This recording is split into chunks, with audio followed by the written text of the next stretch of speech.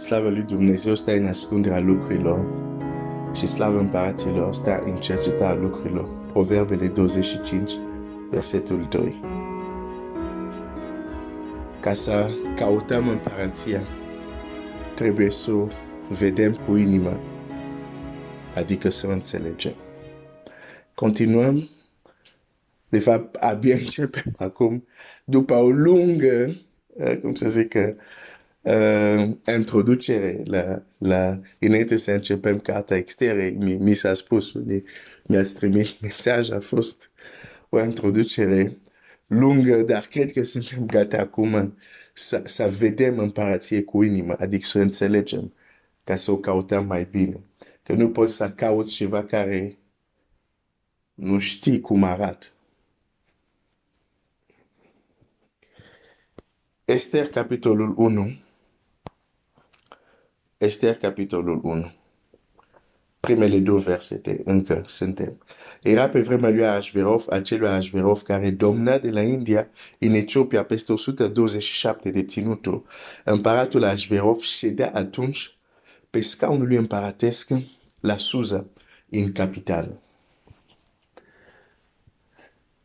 Un rege, tronul lui și împărația sa. Și Biblia când începe, acum repet ce am mai zis, începe cu un rege și apropo, când zic rege, e pentru că e clar că Dumnezeu este mai mult decât un rege până la urmă. Multe cuvinte care le folosim vis-a-vis de Dumnezeu sunt prea sărace pentru a-L cuprinde. Dar sunt cuvintele care le avem și atunci folosim aceste limbajul acesta. Suntem limitați. Limbajul nostru e prea sărac pentru cu adevărat să vorbim despre Dumnezeu. Dar facem cuvintele care avem, plecăm de lucrurile care le cunoaștem ca să înțelegem cele care sunt mult mai înalte. Cele care le vedem ca să înțelegem cele care nu le vedem. Nu ai cum să înțelegi plecând de la ceea ce nu vezi. Pleci de la ceea ce vezi. Exact așa Domnul Iisus ne arată în pildă. Pleacă de la ceea ce oameni vedeau, cunoșteau, pentru a explica ceea ce este necunoscut, invizibil.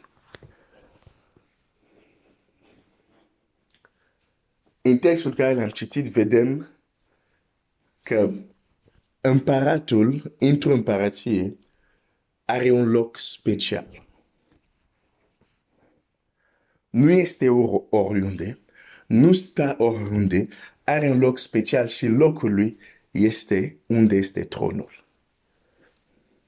Fiecare împărație are un tron localizat, care e într-un loc foarte bine definit.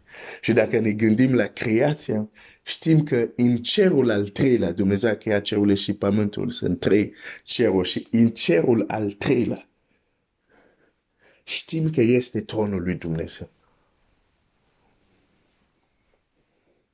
Deci tronul lui Dumnezeu are un loc special în univers. Și Dumnezeu stă pe acel tron. Acum, când ne gândim la tron, asta e gândul care vreau să împărtășesc cu tine azi dimineață, când ne gândim la tron, ne putem gândi la locul unde stă împăratul. Adică mă refer la acel scaun de domnie. Putem să ne gândim la scaun de domnie. Dar cuvântul tron nu se referă doar la scaun de domnie în sine, se referă la cinste, la slavă care se cuvine regelui. În rugăciunea Tatălui nostru, Domnul Iisus ne învață să ne rugăm ca împărația lui Dumnezeu, domnia lui Dumnezeu să vină pe pământ așa cum este în cer.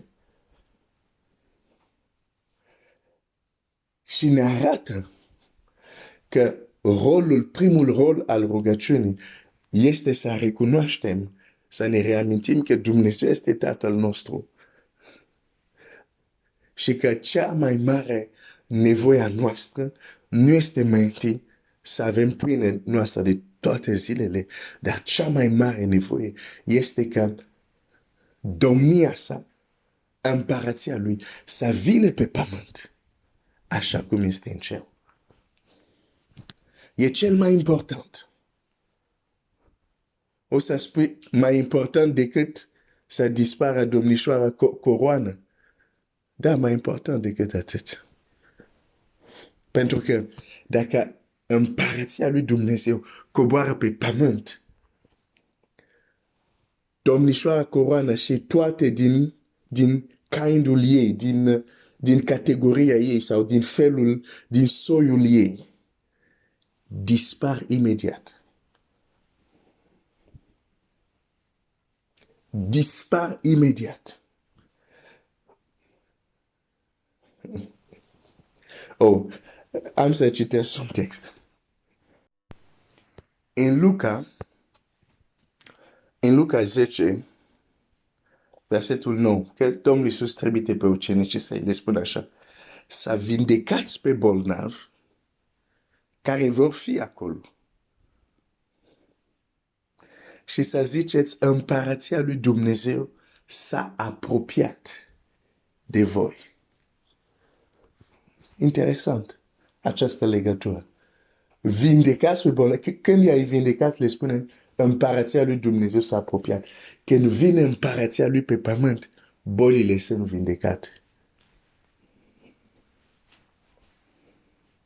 De aceea este prima ta nevoie, prima noastră nevoie, este ca împărația lui Dumnezeu să vină pe pământ. Pentru că atunci când ea vine, anumite lucruri nu mai au loc. Trebuie să dispară. În Matei 12. Matei 12.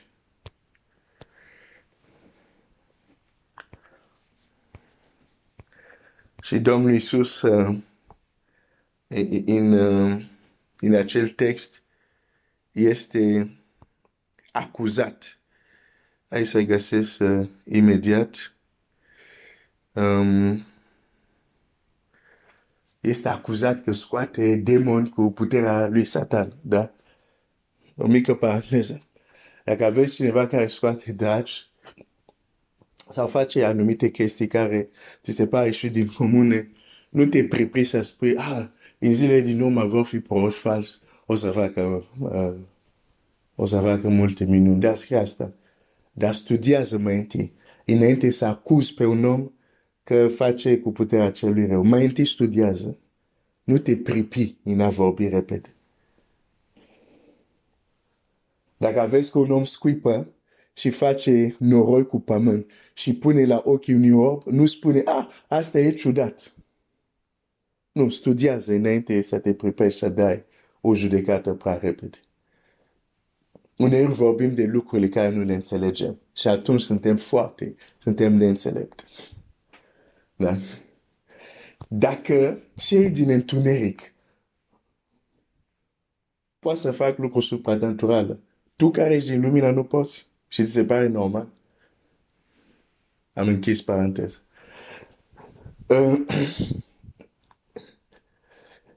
Deci, el este acuzat, Domnul Iisus, că face cu puterea diavolului ceea ce face, da?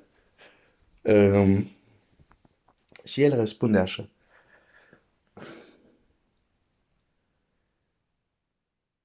Versetul 28, Matei 12 cu 28. Dar dacă eu scot afară dragi cu Duhul lui Dumnezeu, atunci împărația lui Dumnezeu a venit peste voi. În Luca este o corelație între împărație care se apropie și bolnavi care sunt vindecați. Aici, în Matei, Domnul Iisus explică faptul că dragi sunt scos afară, s-a apropiat împărația. A venit împărația. El era împărația în mijlocul acestui pământ întunecat și arată ce înseamnă să trăiești împărăția lui Dumnezeu.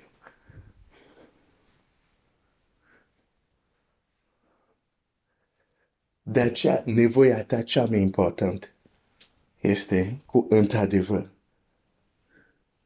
să spui: Tatăl nostru care este în cer, sfințească numele Tău, să vină împărăția Ta.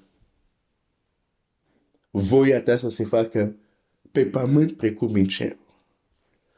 Și asta ne arată foarte clar că pe pământ, by default, adică în mod normal pe pământ natural, nu se face voia lui Dumnezeu. De aceea noi trebuie să ne rugăm voia lui Dumnezeu să se facă. Voia lui Dumnezeu nu este că oamenii să moară, nu este că oamenii să sufere, nu este că oamenii să fie păcăliți, chinuiți de diavol și de demoni. Nu, asta nu e voia lui Dumnezeu. Și atunci când împărăția sa vine, automat lucrurile astea trebuie să cadă, să dispară, să... Dacă te rogi să vină împărăția lui Dumnezeu în viața ta, există rugăciuni care nu să le mai faci. Pentru că automat când vine împărăție, rezolvă anumite probleme. De fapt, care anumite toate problemele. Vine împărăție și le rezolvă. Deci, când vorbim de scaun de domnie, nu vorbim doar de... Când vorbim de tron, nu vorbim doar de scaun de domnie, dar și de, când vorbim de tron, vorbim și, hai să zic așa, de slavă care trebuie să îi dăm lui Dumnezeu. De faptul trebuie să căutăm domnia lui pe pământ și cum începe asta? Începe cu propriile noastre vieți. Dacă zic, Doamne, domnia ta să vină pe pământ. Ok, Dumnezeu zice, vreau să încep cu inima ta. Nu începe la vecin. Nu funcționează așa. Când te rogi așa, de fapt spui, ok, vreau să fiu eu primul care vreau să mă supun la voia ta. Ca împărăția ta să vină pe pământ.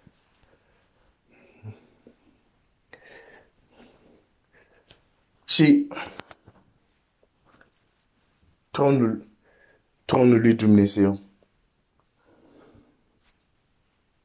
ne vorbește de slavă, de domnia lui Dumnezeu. Deci nu doar de, ca să zic, scaunul de domnie în sine, dar de slava lui, de cinstea care se cuvine, de domnia lui. Și avem nevoie. Chiar acum ai nevoie să se apropie împărăție de tine. Și eu am nevoie. Fiecare dintre noi avem nevoie. Dar nu se apropie până nu zicem, Tată, să vină împărăția ta. Par cuvinte simple. Dar dacă le spunem, dacă le spunem înțelegând ceea ce cerem și ceea ce așteptăm,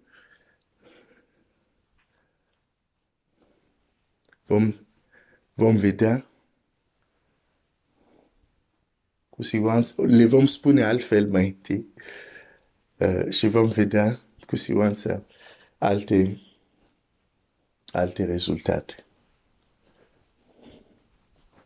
Dar tronul este așezat acolo în al treilea cer. Dumnezeu domnește.